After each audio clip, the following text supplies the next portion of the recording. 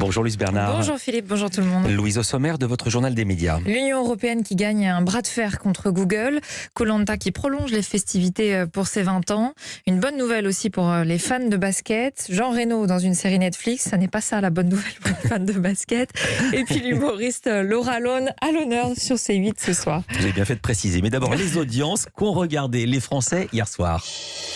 Ils ont regardé M6, la France a un incroyable talent qui pour la première fois de la saison est leader. C'est la meilleure audience d'ailleurs de cette nouvelle saison. 3 480 000 téléspectateurs, 16,8% de part d'audience. Deuxième, France 2 qui proposait la fin de la série Germinal. 3 340 000 téléspectateurs, 14,9% de part d'audience. C'est en légère hausse par rapport à la semaine précédente. Et puis troisième, TF1 avec le film Les Profs 2. La suite du film Les Profs, 3 100 000 téléspectateurs, 14,5% de part d'audience. C'est une audience moins bonne que pour le film Les Profs qui était diffusé la semaine dernière. Culture Média. La justice européenne valide l'amende colossale infligée à Google. 2,4 milliards d'euros infligés par la Commission européenne. C'était en juin 2017 pour abus de position dominante. Google est accusé d'avoir favorisé son propre comparateur de prix. Vous savez, c'est Google Shopping, au détriment de ses concurrents. L'enquête avait été ouverte il y a plus de 10 ans après des plaintes de TripAdvisor et Twenga. Il en ressort que Google Shopping a bénéficié d'une exposition privilégiée dans 13 pays de l'Union européenne, dont la France, ce qui est contraire aux règles de concurrence européenne. Alors l'entreprise américaine peut encore contester cette décision devant une plus haute juridiction encore, la Cour de justice de l'Union européenne. En 2017, le montant de cette amende, c'était un record battu depuis par Google lui-même avec une amende de plus de 4 milliards en 2018, contestée là aussi. Dans l'actualité des médias également, une émission anniversaire pour les 20 ans de Koh-Lanta. Oui, alors la saison qui est diffusée actuellement, c'est déjà une façon de célébrer cet anniversaire, cette saison All-Star, comme on dit, avec que des légendes de Koh-Lanta qui ont déjà participé à l'émission. Les festivités ne s'arrêtent pas là. TF1 a enregistré un prime avec une 50aine d'anciens candidats d'après Le Parisien. Un tournage sans Denis Brognard qui est déjà parti enregistrer la nouvelle saison.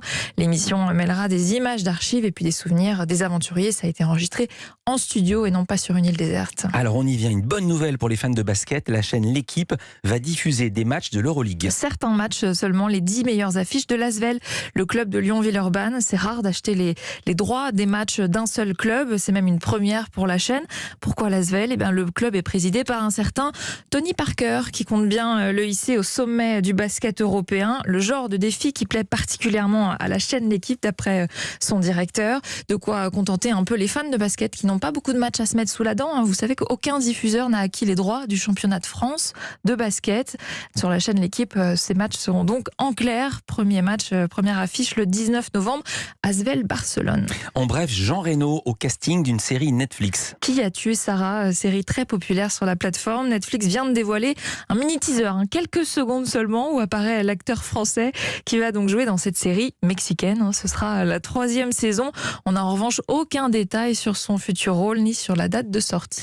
Et d'une plateforme, on passe à la télévision. Le Grand Restaurant de Pierre Palmade, bientôt de retour sur M6. Oui, le tournage va débuter lundi. Le Grand Restaurant, c'est une émission de fiction humoristique, une succession de sketchs.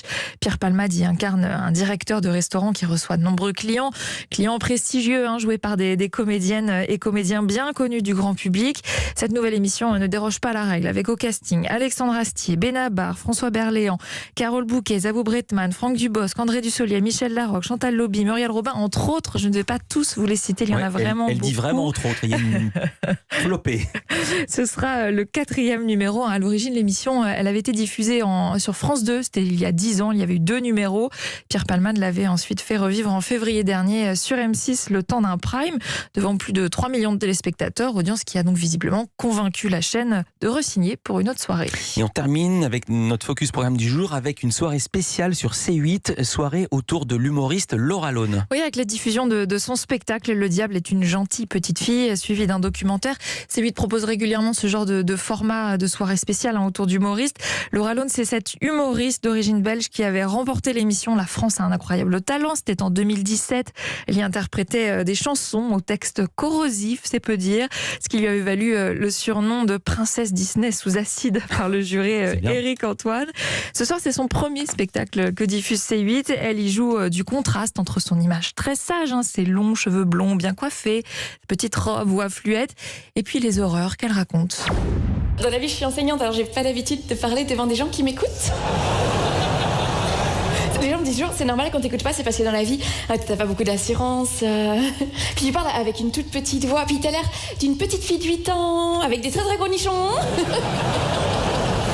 En tout cas, je suis vraiment très heureuse de jouer là ce soir à Lille parce que, moi je suis belge et en Belgique, quand t'expliques au public qu'en fait t'as plus de 8 ans, tu perds déjà tous les hommes de la salle.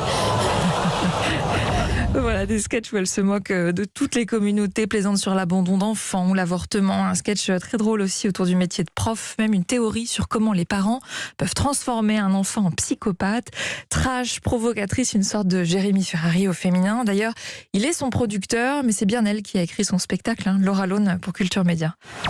Les gens se disent que c'est lui qui me pousse vers l'humour noir ou que c'est lui qui écrit mes textes. Et non, avant de travailler avec lui, j'avais déjà cet humour-là. Et c'est aussi pour ça qu'on s'est bien entendu d'un point de vue artistique. Mais c'est vrai que c'est marrant parce que j'ai vraiment dû me battre contre ça au début. Et ça a été très frustrant quand j'ai commencé, où les gens à la fin du spectacle venaient me voir et me disaient vous direz bravo à Jérémy Ferrari pour les textes.